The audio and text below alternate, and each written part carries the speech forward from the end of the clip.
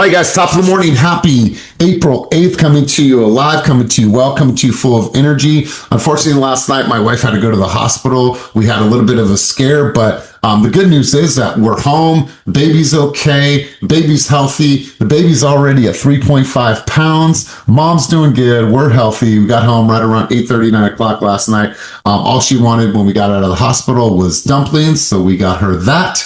Put a smile on her face, and now she's binge watching her shows right now. But it's a really, really volatile time, right? And so to all you moms out there, if you've ever had a child, please raise your hand. Okay, listen. What you guys go through, the body and the shifting and the hips and the pain and the ribs, everything that you guys go through. Like, my wife is literally miserable. Can't sleep in bed, can't sleep on her side, can't fall asleep. She'll stay up all night, and then she'll fall asleep around 7:30, 8 o'clock in the morning. And so, you guys, it is brutal. So shout out to all you moms out there. Because sometimes when we get sick as men, we're down for like 3 days and we have a cold. And that's why you guys look at us and say, you guys are big babies. Because we know nothing about pain. We know nothing about sickness like you guys know. And so let's kick this thing off. You guys always have somebody bring us out on the field, set the tone, set the sentiment, share their thoughts of wisdom. That person's going to be Oph McGough, DJ Oph McGough, aka Ophelia Vargas. Your daughter hit you with the pillow last night because she didn't want to be on camera, okay? She didn't want to have the Snapchat filter on her. I get it. So let's go. You don't like filters, that's right. I was like, you should be used to the kids. Like, no. Let's go ahead and get rolling, my friend. Take us out on the field on this beautiful Wednesday. So, again, just be intentional in your days. Be very intentional. Calendars a must. Check your calendars.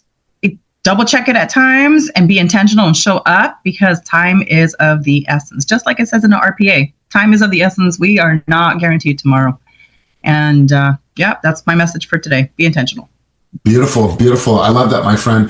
Listen, I know that we have gone through our VTO, which is our Vision Traction Organizer. This is your way to really plan out what Q2 is going to look like for you and for your business. Now, we're all at different stages of our business. My hope and my plan, or my hope and my intention, is that each of you actually have a plan, that you're not walking into this quarter blindly. You're not meandering through this business trying to figure it out. You're clear, you have intention, you have a focus. If I could have Nishant just move out of frame just a little bit, move to your right or move to your left. There it is. See, that little document that's behind Nishant's head is called the VTO. We've done that over and over again. What I would encourage you guys to do is take that VTO, and then you take that VTO and you put it into Claude, and you ask Claude to create you a framework around what is on that document. Now, it will do a really good job at decoding your writing and then putting it into a really cool action plan. And then you tell it to create you a schedule that you can follow and make sure that it's reflective of all the income producing activities that you need to stick to. And then just do that. Listen, you guys, it's your responsibility as a CEO to truly build as a CEO. And so I want to encourage you guys, if you have not done that, go in and spend the time. Now, I don't need you guys to go that far, meaning you don't need to go 10 years into your business, right? What I need you to focus on is the immediate, the next 3 months, and even this next year. Like, where are you going? But more importantly, do you have a structure around your business? Do you have some intentionality? Do you know how you're going to market yourself? Here's a bad marketing plan. A marketing plan that says, oh, I help sellers, buyers, investors, and people that no longer want to rent, and I also specialize in land. That's not a plan. That's not a marketing plan. It's too broad. What I do is I help first-time home buyers purchase a house in Vallejo, right? That's a niche. That is a marketing plan. So what I want you guys to do is think about the VTO. That's why it is so simple. Vision, traction, organizer. The vision is going to serve the traction that you make, because the traction is the income producing activities. And then you organize it and put these things on your calendar. So before we go any further, before I shift gears in the conversation, does anybody have any questions, thoughts, dialogue, or insight around the Vision Traction Organizer? And does anybody want to share anything about that before we go any further? Because it's really, really important that if you have questions, you get your questions answered here at Coaching. Going once, going. Yes, sir. Let's go, Philip. Is Claude capable of, if I insert a screenshot that I took of one of our previous meetings of the VTO, is it capable of analyzing what's on that photo? Yeah, I'm so glad that you asked that question. So I'm going to share this with you, and I'm going to put this on the screen here. So what I did is I received chicken scratches of a VTO from a dear friend of ours who actually is my coaching client in the business, and her name's Christina Pineda. So what I did is I had her fill out the entire VTO, and all I had was her writing. So what I did is I went into Claude and I took the screenshots of it because that's all I had. And so what I went in and I was able to do is to kind of build this framework out for her so she could see it in a different style, but like the 10-year target, and then also like what her marketing strategy was. Let's go back a little bit here. Let me go back to the top of this here. So hold on, let's go slide one. All right, so we went through the core values, the core focus. She wants to help families build wealth, so on and so forth, 10-year target, but then their marketing strategy. The marketing strategy, I helped her on this to get very, very clear on what that looked like, and then what the 1-year plan was, and then the rocks for the quarter.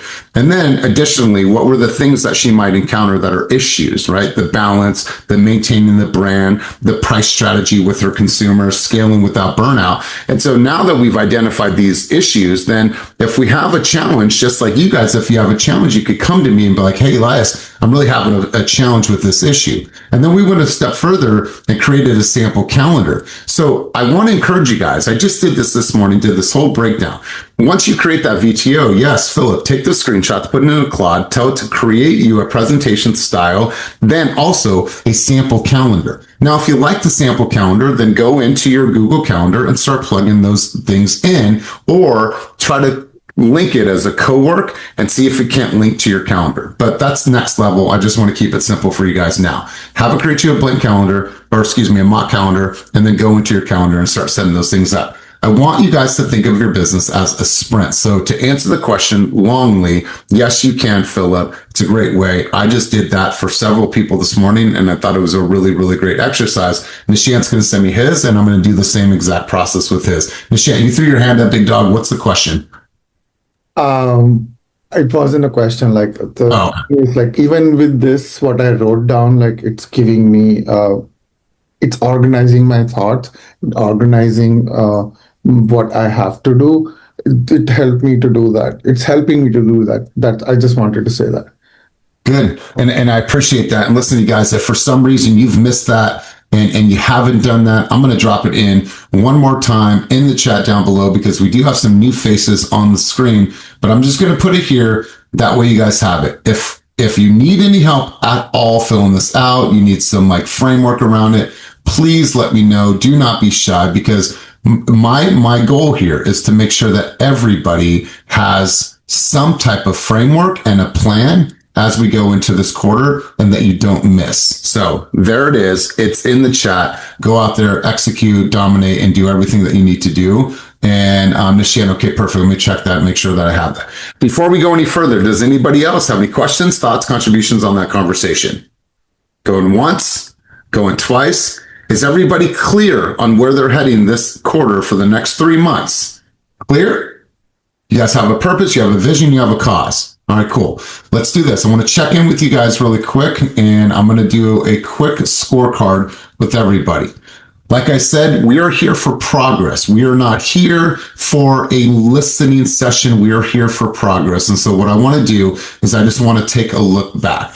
So what I want you to do is grab a pen and a piece of paper. I'm also going to drop this in the chat down below. That way you guys have that. But while we're here, let's go ahead and just do a quick business performance review. We're going to have you guys rank yourselves to see how well you're performing in different categories of your life, business, health, and relationships. And so let's think about this for 1 week. And I always think about a power hour, that hour that we're sitting down actually making phone calls. No squirrel moments, no distractions. My phone is just locked in for me to make calls, right? Just making prospecting calls. If I had to rank myself on a scale from 1 to 5, 5 being the best, 1 being the worst, I completed my power hour of lead generation every day in this past week. Let's go from today to last Wednesday. Were you able to do that? And be honest with yourself. Rank yourself on a scale from 1 to 5. Number 2 is I manage my CRM like a true professional. You see, I cannot tell you how many times I hear agents say, well, I need to work on my CRM. I need to work on my CRM. That statement in itself is a defeating statement.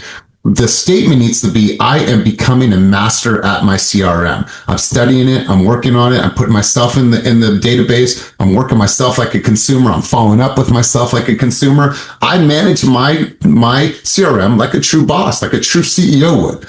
I posted video content 3 times in this last week. If we just go back 1 week, did you actually create any type of visibility?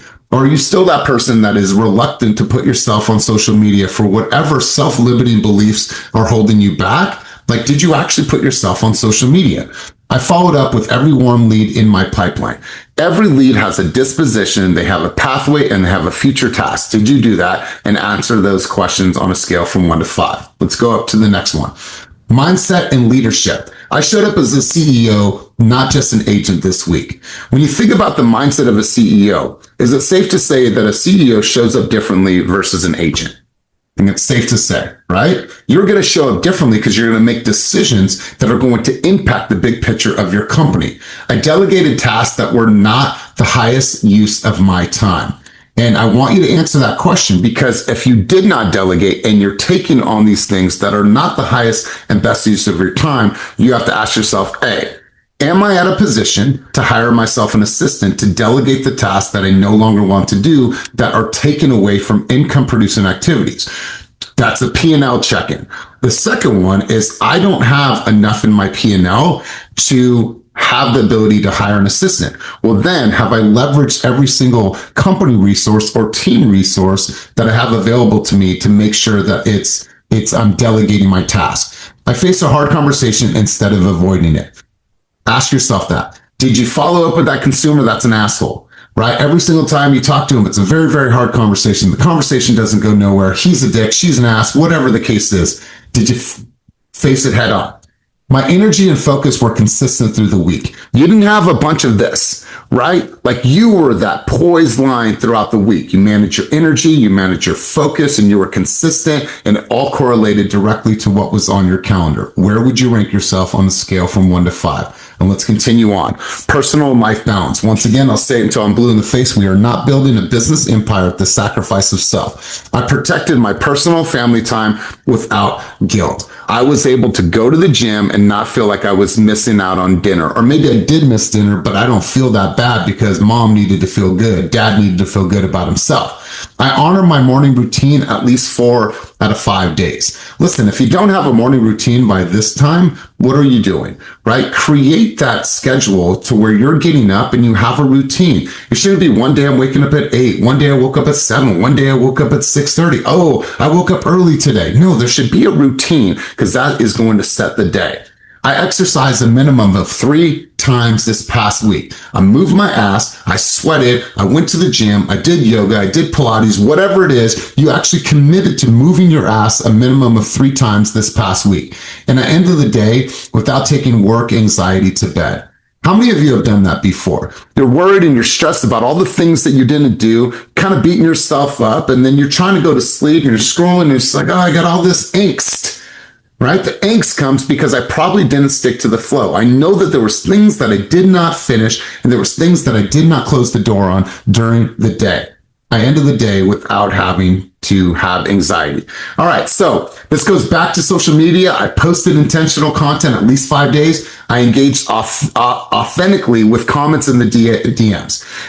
Ophelia just got a follower. Hey, Elias, thanks for following me. I'm here to help you if you ever need anything. You know, how did we get connected? How did you find my page? Whatever it is, my content educated, inspired, or attracted my ideal client, right? Did you have some fun this week? Did you inspire people? Did you talk about what it takes to become a first-time homebuyer? Did you talk about your proven process of how you work with sellers and how you help get them the top dollar in the shortest amount of time? Did you create that? I use Reels, I use short form video, I track my reach, impressions, or follower growth. Listen, those are measurables. When you think about social media, each one of you has your data and your analytics. If your analytics are saying that you are stale and you're idle and you are not growing, well, then that gives you an opportunity to say, you know what can I do differently? How can I go in and make this content a little bit different?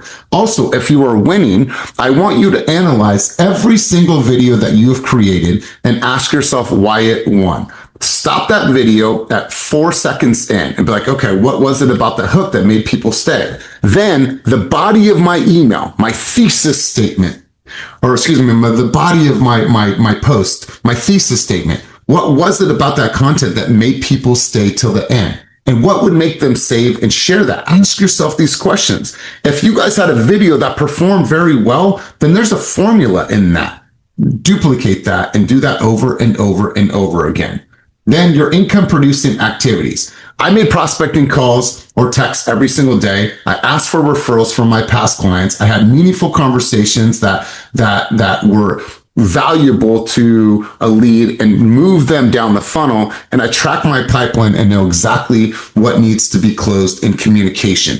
You see, when you look at all of your communication with your consumers, you need to be able to look at your database. Then you should be able to have a temperature check. Here's my cold leads that are probably 6 months to a year out fixing their credit. Here's my lukewarm leads. And then here's my hot leads that have the highest propensity to close within the next 90 days. Well, if you're not using your CRM, you have no data that is accurate. And so you're running about it blindly. So keeping the schedule that needs to be kept. I time blocked my week in advance and followed it. Did you actually do that? I started my top priority task before checking emails, before social media. I actually went in and did the hard things first. I kept my appointments and I showed up on time.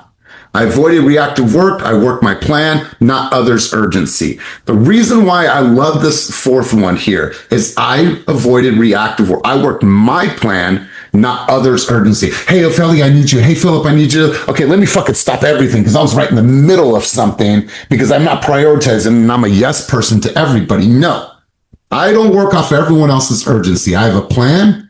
And I'm gonna stick to my plan. I'm like, hey, let me get back to you in 30 minutes. I'm just wrapping up a project, but I'll make sure that I address that in 30 minutes. Okay? You have that responsibility. I reviewed and reset my schedule for the coming week. Every single Sunday, you guys, I want you to go into your calendar and I want you to look at it and be like, okay, based on what's in front of me for this week, do I have income producing activities that are scheduled? Do I have hours that I'm working on my business? Do I have content hours? And does this reflect a schedule of a multi-million-dollar CEO who's running a thriving business? And if the answer is no, then fix that shit. Go to work and make sure that you guys are fixing that. And then if you guys look back at this last week, and I want you guys to have this, I'm going to put it in the chat below that way you guys can print this thing and have it. What was your biggest win for the week? Where did you leave points on the board? Like, where didn't you show up? Was it social? Was it clearing your email? Was it working your CRM? Was it not following the plan? Whatever it was. And what is one thing you commit to improving this next week and rate your overall energy and mindset this week? What drove it? Right? When we do this like frequency check-in of our energy, like where did I feel like I was at my best? Where was I thriving? Where did I feel like I was giving this business the energy that it truly, truly deserved?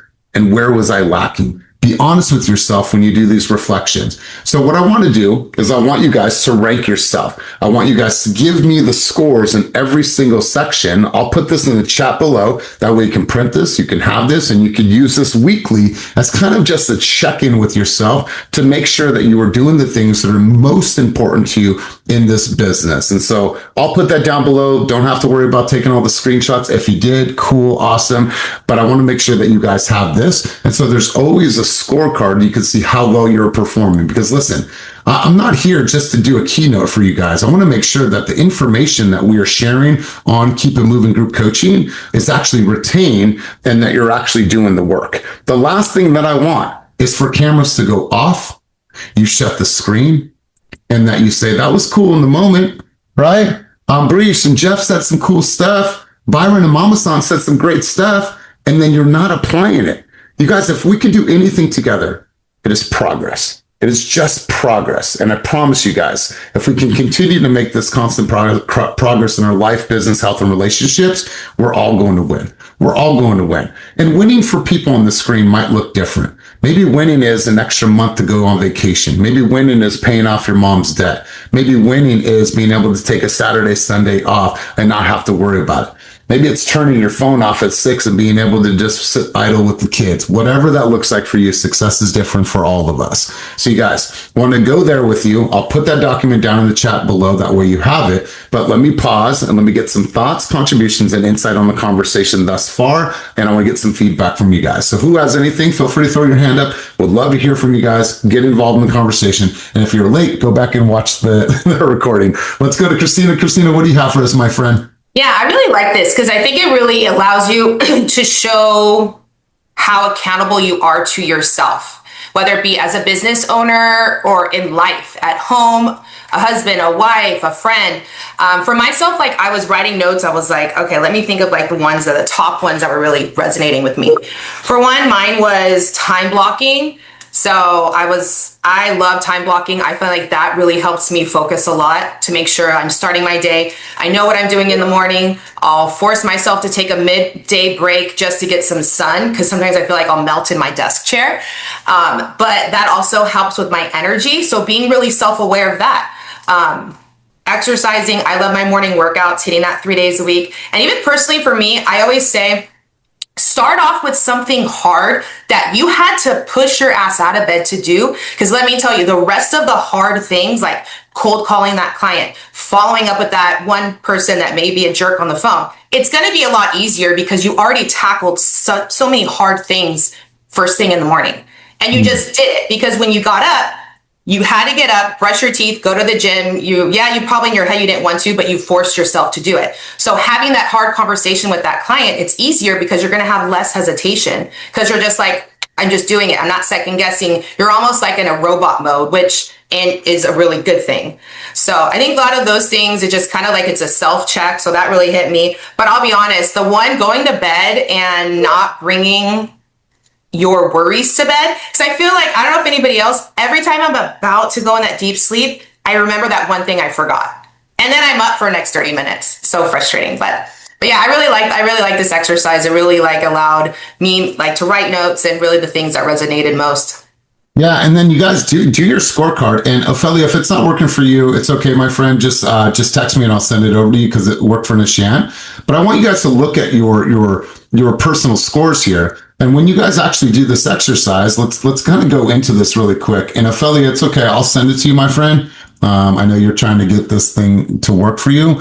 But if I was to look at your scores here, business performance, mindset and leadership, your personal and balance, visibility, income producing, so on and so forth. Well, 110 to 130 is elite.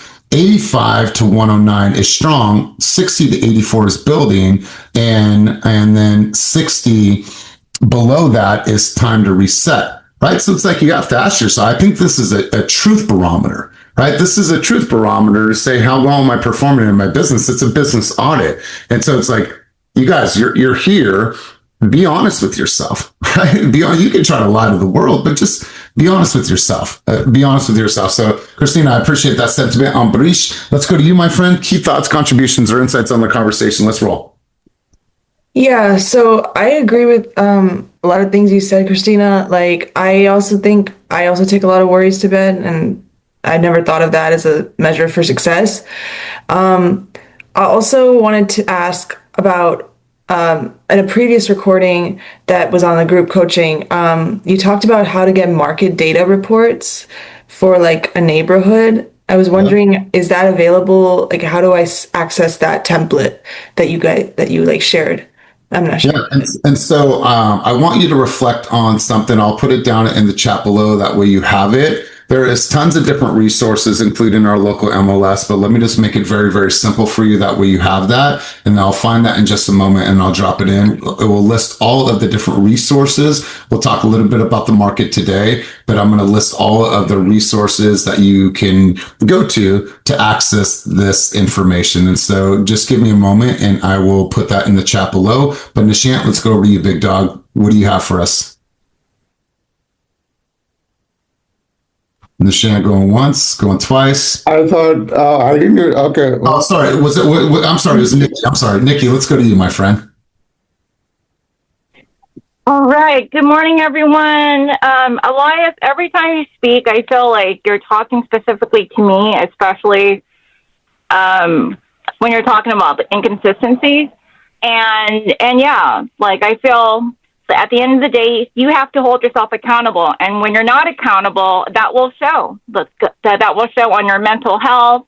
And sometimes I really do hate this job. Sometimes some of the clients, like yesterday, for instance, I had the buyer consultation meeting last week that I thought went great and everything. I went over to BRBC, and then yesterday I asked to confirm how to spell their name, and they're like, I'm not signing any paperwork, don't test me and all this stuff. And so my point is, like, I have to have like thicker skin and be better with these rejections that I'm getting, that I get a lot. And sometimes I really hate the job. Sometimes I wonder if I'm even like good at my job, Elias.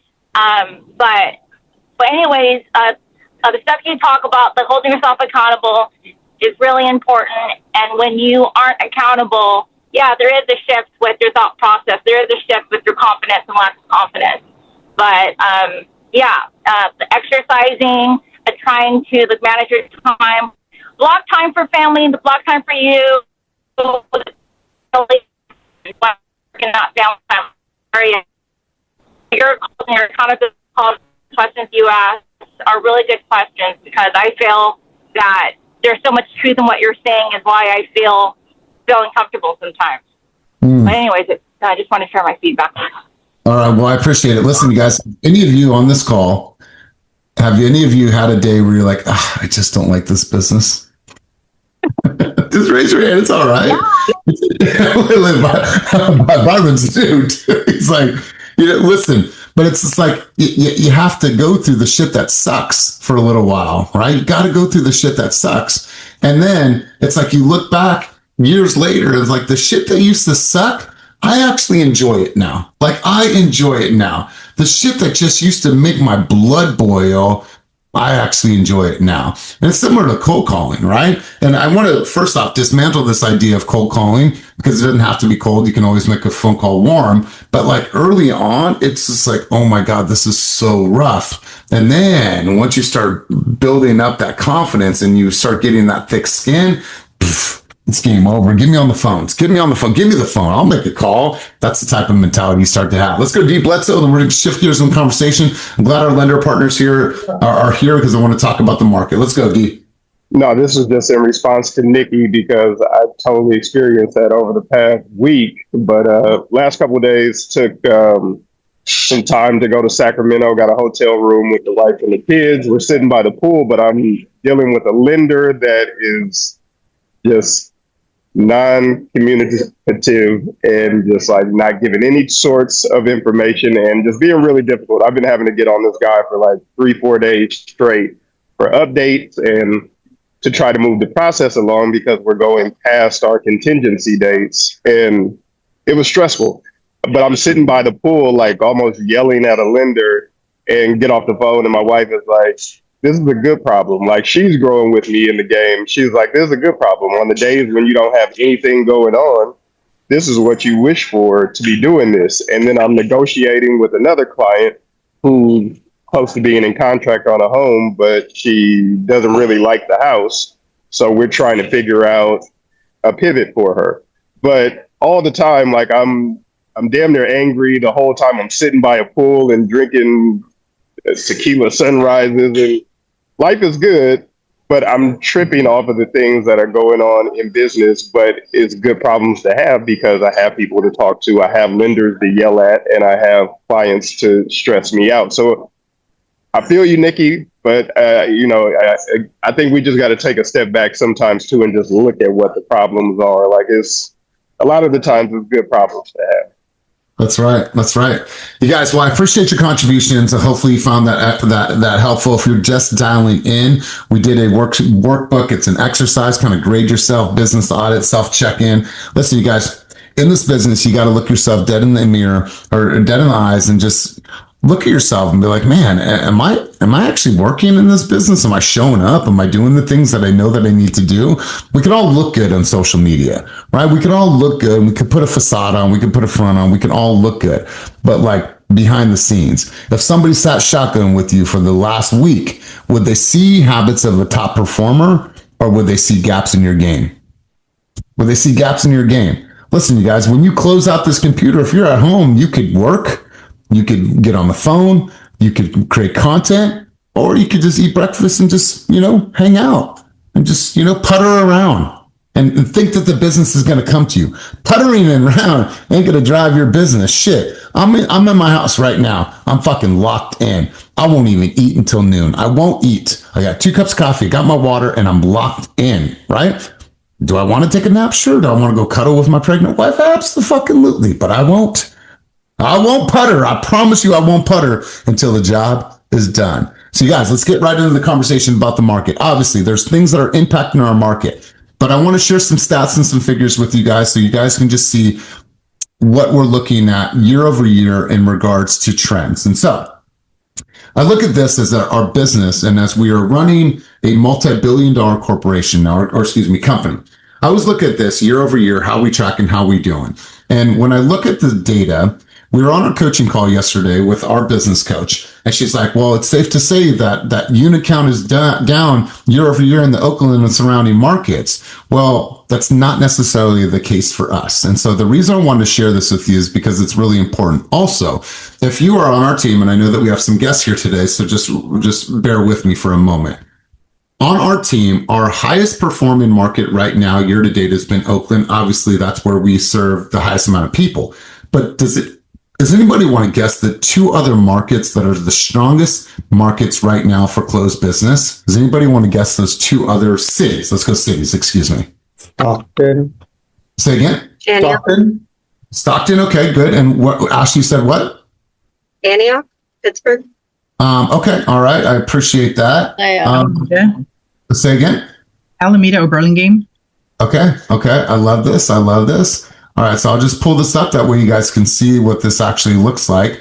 So boom, right here. Let's go here. Richmond. Okay, cool. I love that. Thank you guys for Vallejo. Okay, yeah, you're absolutely right. So when you think right now, where we're at is just the company right now. Our highest performing city is Oakland, and then it goes Vallejo and Stockton are tied, and then you go Richmond, Berkeley, and then tied for number 4 would be Antioch, Fairfield.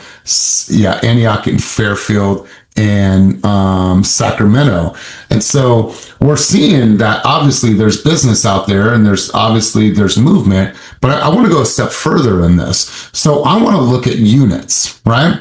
Well, we know that the market is shifting, the market is changing. Well, if I look back at last year, 2025, now, we had some challenges last year in our market. We had tariffs, we had price of goods, we had things go up. There was a challenging time for us. Well, when we think about what happened from 2024 to 2025, in our industry, we actually got paid more on our commission because we had something that we could not negotiate before. We are now able to negotiate. So we actually made more money historically as real estate professionals. Well, I look at year over year data. If I look at just last year, the green line would represent 2026. Well, in March of last year, we were actually up in units. So did we face challenges last year? Absolutely. Did we have market conditions? Absolutely. Were they as extreme as they are now with the war in Iran? Probably not, but it's another thing that was impacting our industry. We still found a way to win. And then when we fast forward to this year, we're still winning no matter what. And so I know that we have some challenges out there. Market conditions, price of goods, gas is going up. I don't want to drive. I don't want to commute. I no longer want to make those long commutes. All these things that are impacting our conversations with our consumers. So I just want to ask you guys, and we'll start with our lender partners.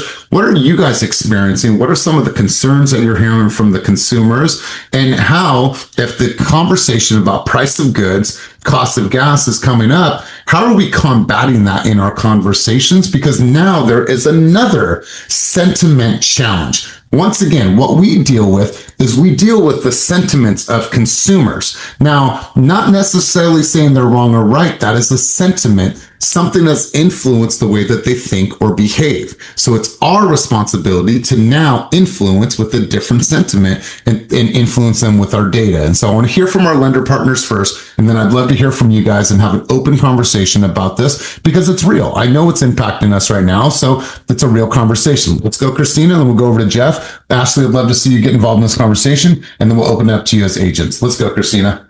Yeah, so I think one thing to keep in mind is we did see a lot of that fear, as you guys may have gotten slow applications statistically dropped over the last week. But one way to combat it is, you may hear us lenders say it all the time, stop talking about rates, stop talking about rates, stop putting it out there as a point of conversation. Because even over the last, I would say, 3 to 4 weeks where we did see rates come up, we've been able to combat that with seller credits. Even in competitive markets, getting a seller credit to bring you back to where that rate could have been over a month ago. So there's a way of shifting that conversation of seeing what that fear is for the client, acknowledging it, but also saying, this is what I'm going to do to also help you with that payment sensitivity, because that's what it is. It's payment sensitivity. They're seeing gas prices go up, which we actually should start to see that go down, because after the ceasefire, you guys are going to see that we saw great improvement in rates this morning. 2 price adjustments of rates going down, already alerts that we got. So that is a huge plus. Just to give you guys an idea, where down payment assistance, CalHFA, 2 weeks ago was at 6.25% FHA. It's now at 5.75 this morning. That's amazing. And we are seeing those big decreases in rates. So I would say that, and a lot of what consumers are scared of is if you keep talking about rates, and that's going to be a topic of conversation. When a client says, all right, I don't know, they start getting hesitant, they don't just get hesitant for a couple days. You probably lost that client for a couple months. So reshifting that into something positive so that you're not having them have that fear inside and then them going to bed at night. So that's one thing I would definitely keep focusing on it. And if you guys want to know what rates are, reach out to one of, any of us that we can tell you what's going on this morning, but it's definitely in the right direction. I absolutely love this. And getting away from the conversation with rates, I think so many of us go down that rabbit hole because we saw someone else and we're like, oh, that's the content that I should create.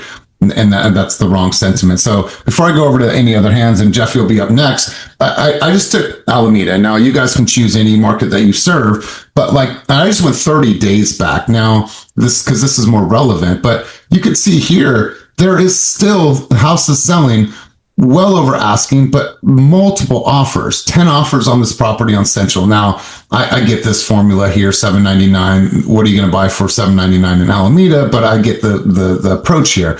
But 5 offers, 10 offers, 5 offers, 3 offers, 4 offers, 7 offers. And so you guys can see that the market is still hot. There's still multiple offers in certain markets. And so if I'm looking at this, you guys, and I don't have any business, I'll say this again, I'll say it until I'm blue in the face, you guys. This is where I'm going door knocking. This is where I'm going door knocking. I just wanted to come by and I wanted to let you know that the Andersons just sold their house for $400,000 over asking price. So I wanted to let the neighbors know, congratulations, that values are up. But I also want to let you know they had 12 offers on that home. That means 11 family members are heartbroken that they can't live here in Alameda. So I'm just asking the community, do you know anybody that is considering a move? That is it. And allow that conversation to develop. Well, wonderful. I appreciate you taking some time to speak with me. By the way, what are your plans with the house in the next 2 years? We're not going anywhere. Well, listen, if that sentiment ever changes, here's a flyer, and on that it has a home valuation. That way, if you're just curious about the current value of your home, I'd love to be that resource for you. Have a wonderful day. Listen, you guys, the data shows you that there's demand in these areas, and then people say the business is slow. Well, go where the business is not slow. Go to those neighborhoods and start hitting the pavement. Well, I don't know what to say. I'm scared. Well, fucking get over it. Get a partner with you. Put your nice walking shoes on. Go out there and knock on some doors and find the business. Promise you. I promise you. You unleash me to a neighborhood right now, I'm going to go get some leads. I'm going to go get some leads. That's a formula that all of us can stick to. And it's a formula that will work from now until the end of time. Jeff G, let's go to you, big dog, and we'll go to Stephanie. All right. Well, again, like Christina was saying, education, got to educate your borrowers. It's their psychology and it's the market that we're in. So when you have, we've all been through this. Honestly, we've been doing this for the last, how many years? 4 years now? Holy smokes. But we've dealt with these, higher interest rates. And there's a trade-off when, people are leaving the market, maybe there's not as much demand, then you can extract more out of the sellers, or there's fewer, there's fewer buyers out there, so you can get those seller credits to buy down the rate. So just as a matter of educating them, making sure they're in the right mindset, and allowing them to see what opportunity exists now with the market the way it is. There'll be different opportunities when rates go down, but the opportunity that exists right now only exists in this time period. So take advantage of that and, rely on the experiences you had in 22 and 23 when rates did go from 3 or 4 up to 6. What'd you do back then? Right? So that's what we need to do. Really, really good stuff, Jeff. Always appreciate your insight. But let's just look at this for the sake of this conversation once again. So I'm going to go here really quick. And this particular house that sold in Walnut Creek, so I just shifted the markets, Walnut Creek. Well, this particular home had, I think it was 10 offers on this home. Well, if I look at this kind of this heat map here, and let's say this Google map, well, I'll tell you what, you guys, this concentrated area of homes, I'm parking right here and I'm circling this entire neighborhood and I'm coming back to my car, and that's the sentiment. There was 9 other family members super heartbroken that they can't live in this community. So I'm asking the neighbors if you know anybody that's considering a move. All right? Because what they're going to think is that you're going to instantly pitch them. I'm trying to take that pressure off of them. Do you know anybody that's considering a move? No, we're not. Whatever they answer, well, thank you for your time. Listen, what are your plans with the home in the next 2 years? So you've gotten past that. Now you leave them your QR code and say, I'd love to be that advocate for you. If you just want to know the value of your home, hit this QR code. Thank you for chatting with me. You guys, there's neighbors out there that are just living. They're just living. They're not watching the market. They're not watching CNN. They're not getting their monthly report because their realtor that sold them that home 7 years ago never set them up on HomeBotter or Real Scout. So they're just living. And then here you are to share with them the reality of what's actually occurring in their neighborhood. My friends, that just might be the call that they need. My mom, okay, you can take my mom, for example. 2 months ago, she uprooted. She's never lived outside of San Diego. McDonald's never lived outside of San Diego. And they moved here. Why? To be closer to the grandbabies. As there are not situations like that everywhere in every market. So you guys, it happened in my family, and I see that all the time. But are you courageous enough to go knock on someone's door? Yeah, they're going to be jerks. Absolutely. But then you're going to find those people and you're going to find those opportunities. Let's go to Steph and then we'll go to Ashley. So one way that I'm approaching this with my clients, because I do have people that are scared, and rightfully so. There's a lot going on in the world. It impacts us. And what I remind everyone is that in these times of uncertainty, there are very good deals that you can obtain. In 2010, when the sky was falling, how everyone was upside down, everyone was losing houses. People were saying it was a horrible time to buy a house, right? The people who bought in 2010 got amazing deals, and those homes are worth 3 times what they were back then. So you have to look at home ownership from the value of it, right? It's a long-term investment. So what is more, it's the number one way to battle inflation. Right? Secure your housing payment. Because guess what? Yes, things could happen. People could get laid off of their jobs, and that's the reality. But if that were to happen, these lenders will work with them. There's loss mitigation departments. You're not going to instantly lose your house. They will work with you to figure out how to defer payments for a period of time and do loan modifications. Do you think your landlord's going to do that with your rent? Mm-hmm. Absolutely not.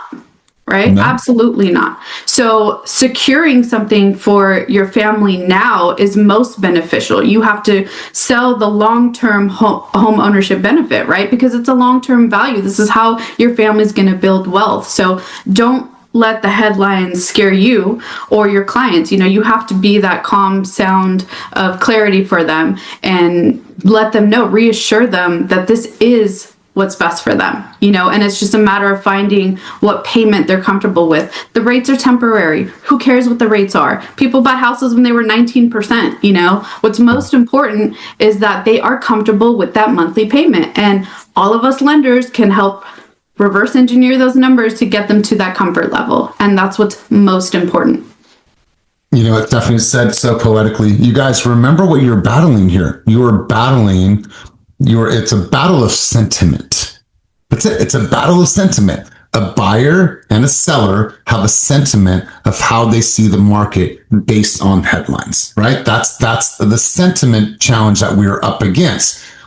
Well, enough about the market, but also that sometimes none of that matters. You just need a house. You're already paying a mortgage. Are you willing to just do that now for yourself? Then cool. It doesn't matter. Doesn't matter at all. Because when we make it an issue and when we start to get all excited about it and then we make it an issue, guess who makes it an issue? The consumer makes it an issue every single fucking time. Let's go, Ashley. What do you have for us, my friend? Stephanie took the words right out of my mouth. With renting, you don't have any recourse. With buying, you do. And I never focus on rates. Sometimes I'll go through the entire transaction, never talking about rates. All you need to do is make your client feel safe. They're feeling unsafe when they're watching the headlines. If they're talking to you, if they're talking to me, I'm saying, you're absolutely right. You're absolutely right. There's a lot going on right now. And that's why I'm here to show you your monthly payment and find out what you're comfortable with. And then we'll reverse engineer that. We'll take your comfort level. We'll look at the price that equates to. We'll talk to your agent and see if that's doable. And then we'll figure out which lever we can pull. Are you okay with moving your monthly payment comfortability a little bit? If not, are you okay with moving the location a little bit or the type of house? But ideally, we want to paint a picture where we get everything lined up for you in order of importance so that you can feel good about this house purchase. And then you can almost hear them excel. And they're like, okay, great. Well, how do I do that? Okay, great. We're going to do an application. And then we're going to strategize in the next call to make sure everything's lined up for you for your goals. That's it. You guys are the voice of reason or you're the voice of worry, right? Or is your voice the voice that they listen to and it goes like this? And then they hear you speak. I'm like, okay. All right, Nishan, you're right. All right, Jake, thank you. Right? Like so many people are like that. And then they talk to you like, I'm so glad I had this conversation with you. I'm so glad. And you kind of bring them back home, right? That's why it's a battle of sentiment. And you have the responsibility. It's also the opportunity for you guys to influence thought and behavior in a different way based on your delivery of information.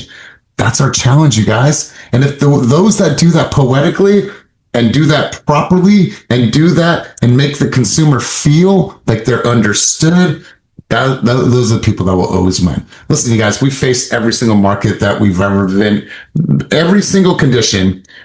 When you think about the market since 2009, I faced. So there's nothing that like shakes me up.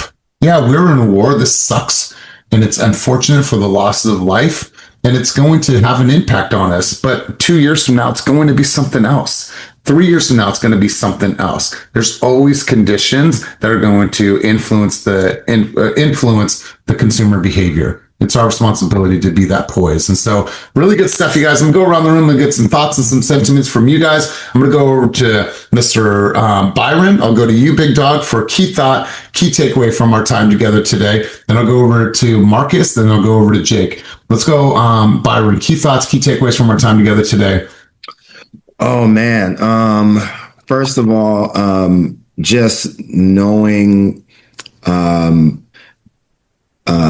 a different way to explain to clients what's going on, like in terms of like the rates. Of course, it's something that everybody's feeling like, scared about. So just having some ammo in order to kind of take the direction away from that is really helpful. My hope is this: when you guys come to coaching, you guys are adding depth to your dialogue, right? You're adding depth to your dialogue. So when you get into a consumer conversation, You feel like, all right, cool. I'm ready for that. I've had this conversation in coaching. I've heard people say this on coaching. I'm ready. And so that my dialogue, it feels like it's robust. I sound like an expert, and I don't give a shit if you're 2 weeks into this game. You sound like an expert because you've heard this, you've applied this, you've practiced it, and you're a master at articulation. So Byron, I appreciate your contributions. Let's go over to Marcus. Marcus, key thoughts, key takeaways from you, my friend. We'll go to Jake.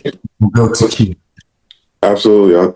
Be poised within yourself, and then you can be poised for everybody else, including your business. Have like measurable accountables that you could track and trace throughout the week. Make sure you are putting into yourself, put it into your business. So that way, when you're in front of a client, you can put into them properly and get them geared with the right information and with the right confidence. That same kind of confidence that you put into yourself and put into your business. Yeah, man, beautiful. Well said, my friend. I appreciate you. Thanks for being here. Jake Helen, all the way in from Lake Tahoe. Big dog, let's go to you. Key thoughts, key takeaways from our time. And then Kia, you'll bring us home and send us off the field. Right on. Yeah, you got it.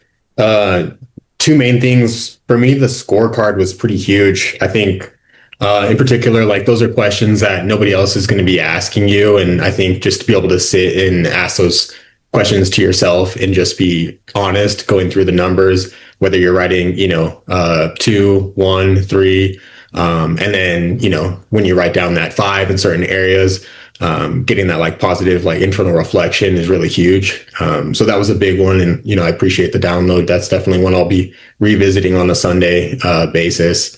And then the other side is just, like you said, having a leg to stand on. I'm new to the industry, but the more that I'm able to fill my pockets with these pieces of knowledge from, all the other folks on the team and in the chat, it's, I'm just writing down a ton of little bits and pieces and little strategies. And so I know when the moment comes that those little tidbits will kind of just find their way to the top of mind and come out, and I'll know them and I'll believe them and I'll be able to share them genuinely. So really appreciate those for sure. All right, my friend. I always go back to Johnny Cash. I got it one piece at a time. And it didn't cost me a dime. That's how I feel like it, man. We're all pulling from each other, from Ashley, from Jeff, from Nikki, from Marcus, from all of us. This is why the collective wisdom is so important. That's why this group exists, my man. So thank you for being here once again. Kia, I'm going to have you do a key thought, key takeaway. And actually, I'll have you do the takeoff today and the send off for the day. Okay. I'm going to allow you just to do that part of it today. Okay. Because you do it so poetically. And really quick, before you go, Oaf Dog, did you get the email I sent you with the link? Yes, and I was able to download and print it. Thank you. Perfect. Got you. All right, Kia, let's go, my friend. Okay, you guys, lots of information today, lots of things to help us in our businesses, because at the end of the day, we are CEOs of our own company. We got to go out there and we got to kill it. So until next time, keep your dreams dreaming.